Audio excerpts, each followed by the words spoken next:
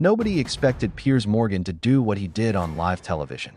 Not his viewers, not his critics, and definitely not the team behind Meghan Markle's carefully controlled public image.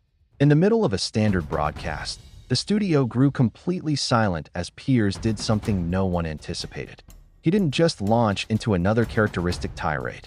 This time, he came armed with what insiders describe as undeniable receipts, photographs that were supposedly wiped from the internet years ago, images that certain powerful individuals had worked tirelessly to bury forever. These weren't snapshots from her royal days, nor were they glamorous moments from Hollywood red carpets.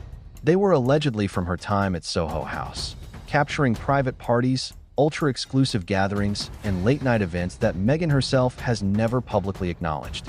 As those images flashed across the screen, the collective reaction from those watching was instantaneous. This is not the woman the public was told about. Welcome to Royal Scope, your ultimate destination for deep-dive investigations into the hidden mechanics of power and celebrity. Tonight, we are pulling back a curtain that has been meticulously drawn shut for years.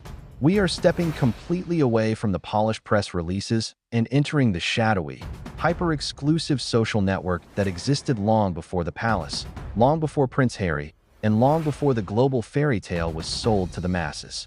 The questions raised by these forgotten archives are deeply uncomfortable, challenging the very foundation of a modern narrative.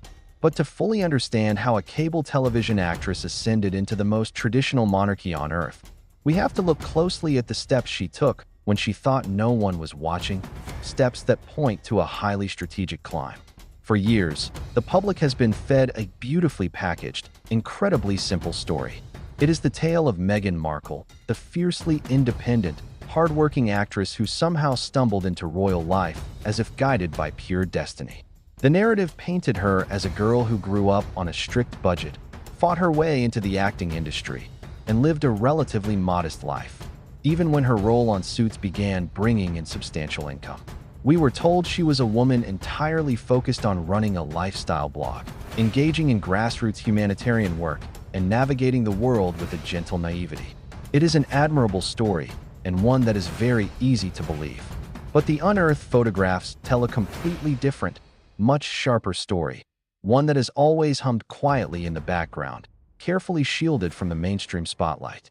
Sources who claim to have reviewed these buried archives describe a version of Meghan firmly entrenched in private Soho House events, surrounded exclusively by billionaires, power brokers, and international elites.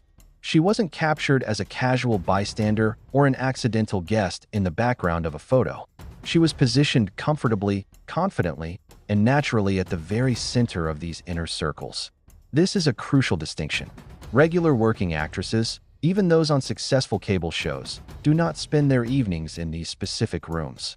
This is an environment completely detached from her documented income level at the time, a world of members-only fortresses where household-name celebrities are routinely turned away at the door. Long before the global headlines, Meghan was moving through spaces where the world's true architecture is decided, raising a fascinating contradiction.